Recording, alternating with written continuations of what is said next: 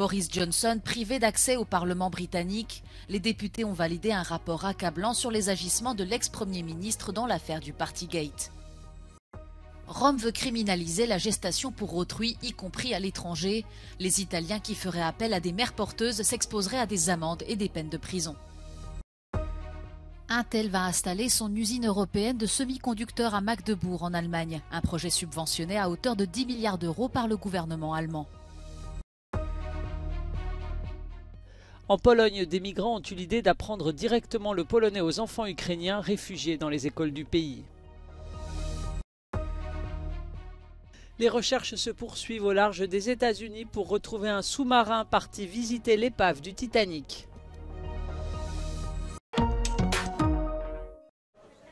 Clap de fin pour Boris Johnson à Westminster.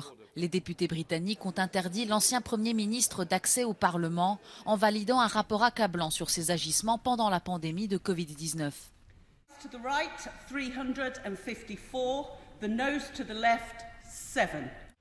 Reconnu coupable d'avoir menti à plusieurs reprises aux députés, Boris Johnson se retrouve privé de son badge d'accès aux locaux du Parlement, dont disposent habituellement les anciens premiers ministres.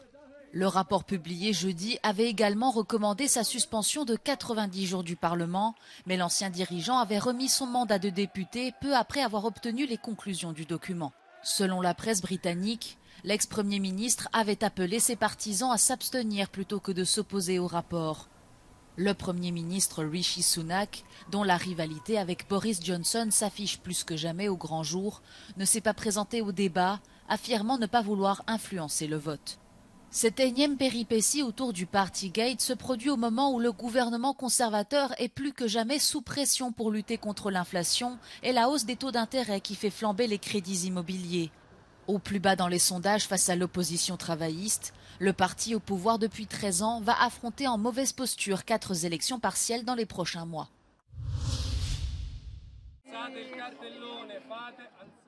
Plusieurs dizaines de manifestants se sont rassemblés ce lundi devant le Parlement italien, juste avant le début des débats sur un nouveau projet de loi visant à considérer la gestation pour autrui comme crime universel.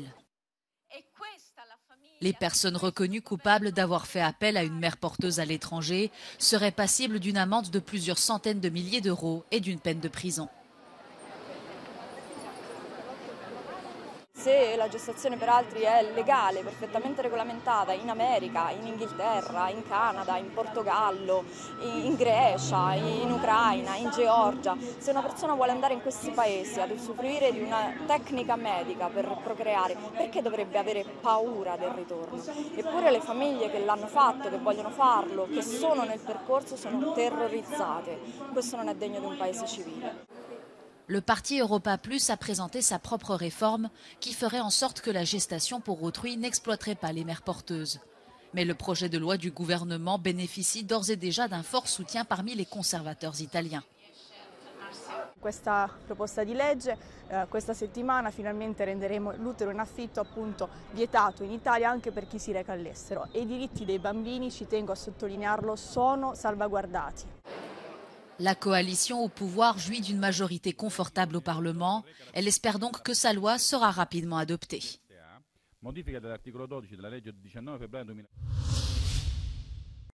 Après Tesla, Intel. L'Allemagne vient une nouvelle fois de remporter le gros lot en réussissant à convaincre le groupe américain d'installer son usine européenne de semi-conducteurs à Magdebourg, à une centaine de kilomètres de Berlin. Le gouvernement allemand va contribuer à hauteur de 10 milliards d'euros, une somme record critiquée par les économistes que Berlin justifie par sa nécessité stratégique. Cette première usine devrait permettre à l'Europe de réduire sa dépendance à la Chine et aux États-Unis pour la production de micropuces. Wir können nicht zulassen, dass die strategischen Technologien in Asien oder ausschließlich in Amerika stattfinden und realisiert werden, sondern wir müssen als Europa eine gewisse Autarkie haben und auch selber in der Lage sein, entscheidende Schlüsselprodukte zur Verfügung zu stellen. La construction de l'usine devrait être achevée d'ici 2027 et devrait créer des milliers d'emplois dans le Land de Saxe-Anhalt, selon le gouvernement fédéral. Intel prévoit également d'implanter une nouvelle usine d'assemblage de micropuces à Wrocław, dans l'ouest de la Pologne.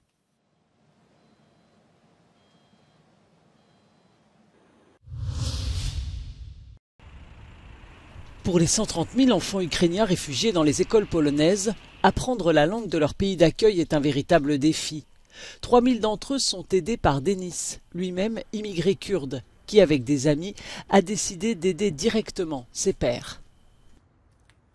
Pomyślałem, że skoro jest internet, to czemu nie zrobić coś takiego, że osoby równoważnikowe będą im uczyć?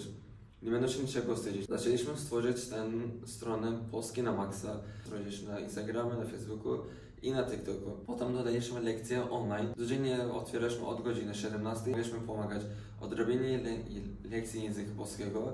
I na początku było trudno dogadywać się z nimi, a teraz już mówią tylko po polsku. Cześć. Jak tam u Ciebie idzie?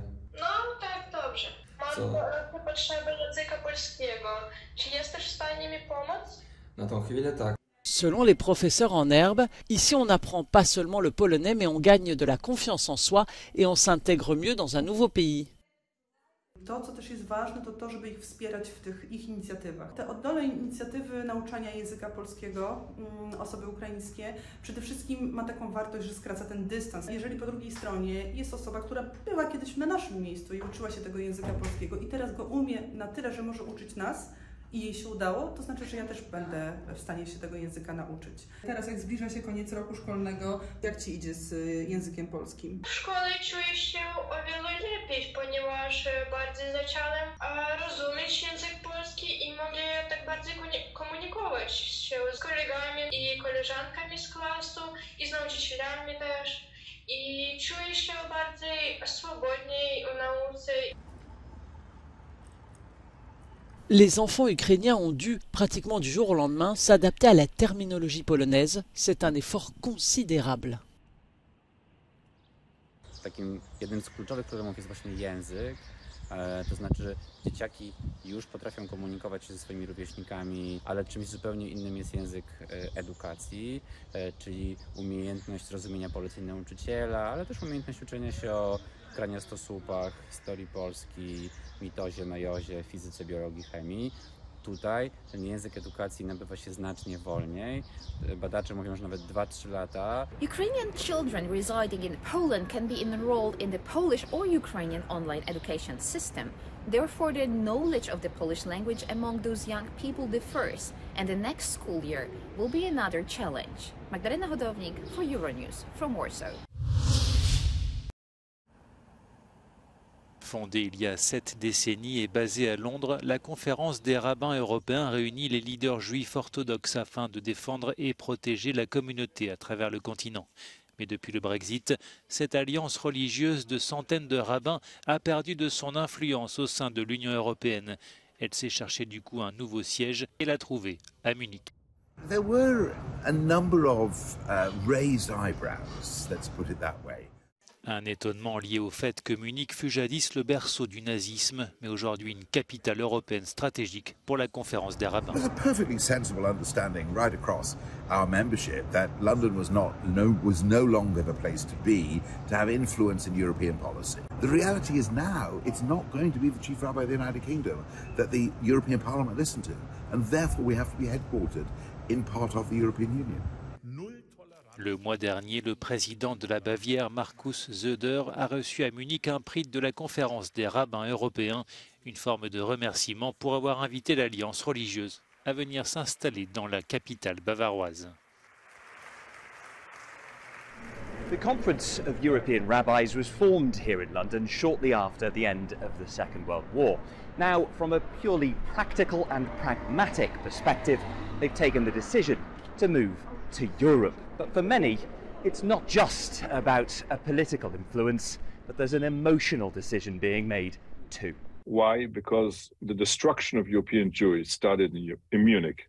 And therefore, it is very symbolic that we are coming back to Munich with the support of the government, and we are in the process of rebuilding European Jewry. Munich, la ville qui assista à l'ascension d'Adolf Hitler il y a près d'un siècle, va abriter à nouveau un mouvement juif prospère et influent, une forme de revanche sur l'histoire.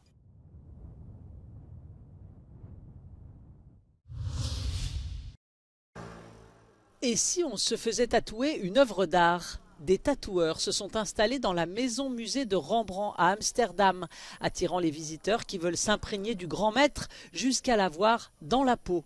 Au choix, des croquis de Rembrandt ou des impressions de l'artiste à emporter pour toujours.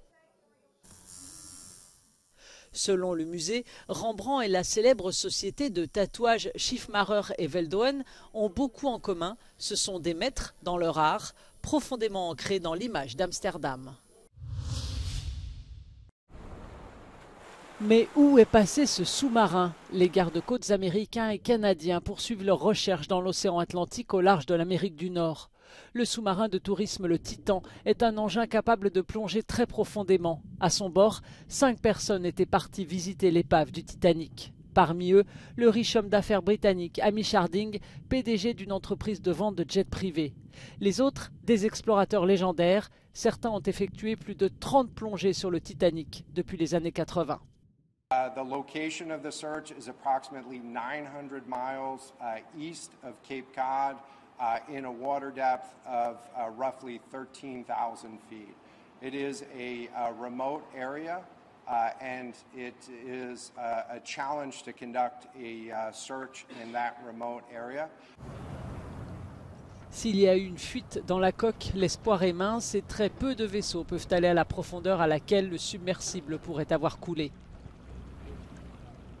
Depuis la découverte de l'épave du Titanic en 1985, 73 ans après son célèbre naufrage, chercheurs de trésors et touristes lui rendent visite régulièrement.